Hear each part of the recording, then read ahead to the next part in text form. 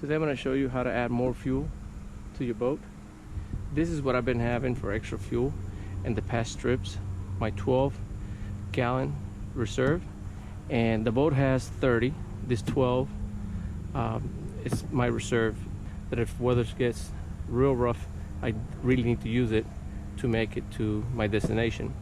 Now I have another tank, a new one, 18 gallons, and I'm going to show you where I'm going to put this tank and what I need to install it. I got my fuel line assembly here, my motor shut-off valve, little clamp here for the hose and the valve, a strap to strap the tank to the boat. Very important, that way the fuel does not shift. Remember, this is going to weight a lot, so you want your fuel to stay steady on the boat. It doesn't shift to any side of the boat. That could cause a problem. Okay, my additional fuel tank is always here under the seat,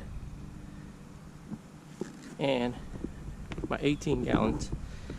The best way to balance your boat is to put the gravity of the weight in the center of the boat, never on the sides. So on the center of the boat.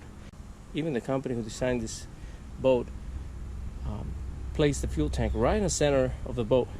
That way you can keep the boat very balanced.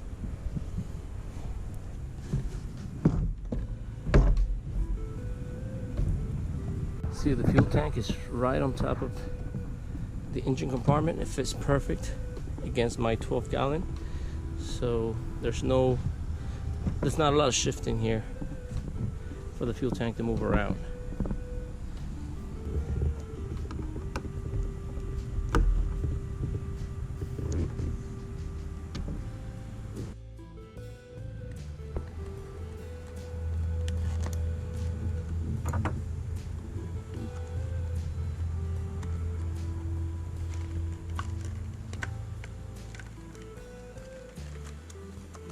Okay, this adapter fits in this thread here, but the only problem with this adapter is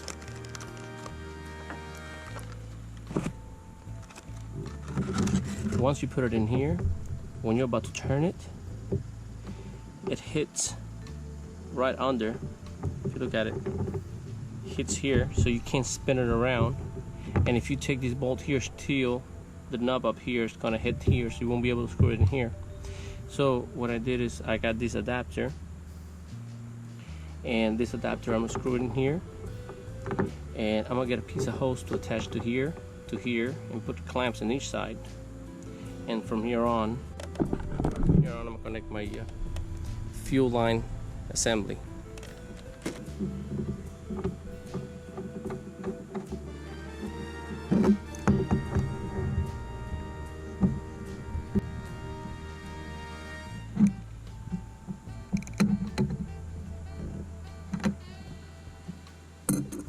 And now from the fuel assembly line, we're going to take a piece of the hose.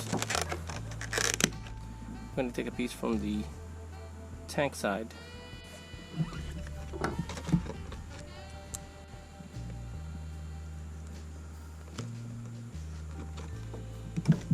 Okay, one side we're going to screw into the valve here.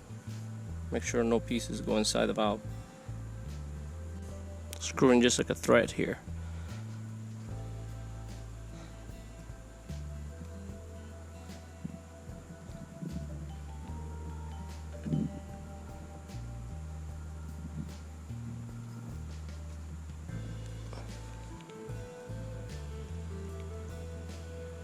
Now we're going to get a clamp and clamp for safety.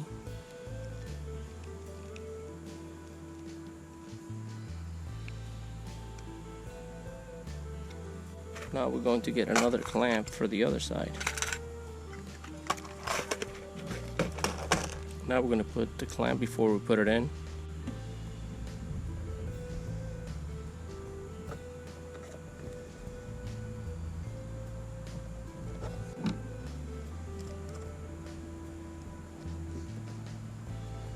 Remember, the reason I put the valve here is because I can't thread it in here because of the high side here. It won't spin around. Now I'm gonna get another clamp.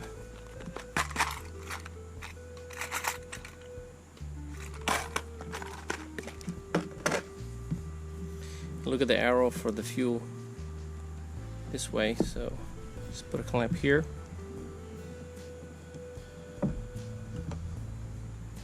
I will put the link of the fuel tank and the connections in the description below. Okay, that will be in the on position, and this will be in the off position. Alright, all this is very secure here. This is going to be the fuel line, and the good thing is that this moves, so you don't have a problem with that. So how I'm going to place the hose is going to be on top, and I'm going to tie it on to here like this, so it's secure. Alright, so securing the tank is very important. Right now this tank is secure with this strap here, and has no way to go because it just shoves all the way against the aluminum leaning post. But this one here, the problem with this one can shift side to side, right? So we don't want this to shift at all. That's why I got this nice strap here, and I'm going to show you where to place this strap. So we want to put this strap under this lid here. This is what's going to hold it.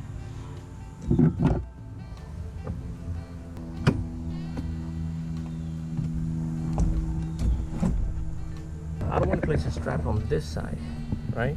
Because this edge right here can cut down on your strap with the vibration and movement and all that.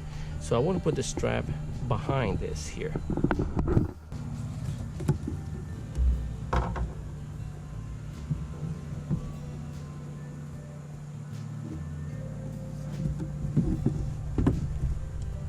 And now I'll lower the lid.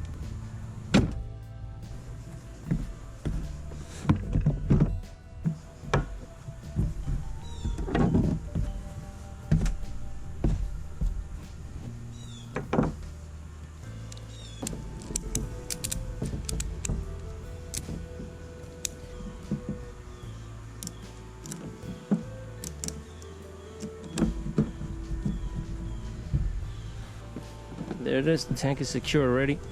Now to avoid the tank from moving around and scratching your clear coat, I will put a towel under this here because it's gonna be heavy. So I will put a towel to prevent any sliding on the diamond skid here. Whenever I need fuel, all I have to do is just grab the hose. Of course this hose is gonna be tied down here, and all I have to do is get the hose, bring it in here to the side of the boat, and place it right here, and come here and prime it a couple of times. If you see gravity, the tank is higher than the connection here, so you're gonna get a lot of your fuel from here to there.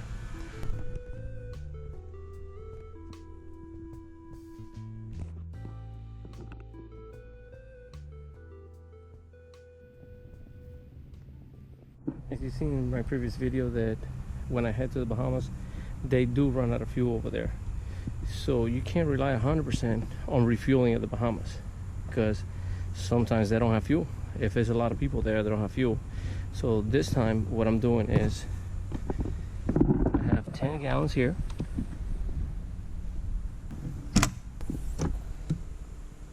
So that's a total of 5 gallons there, 5 gallons here. There's 18 here, 12 there, and in the boat is 30. So I have a total of 70 gallons. But there's something that you got to think before you add a lot of fuel to your boat. There's something you got to calculate, and there's the weight. And let me show you. Okay, the load capacity of the boat is 1,450.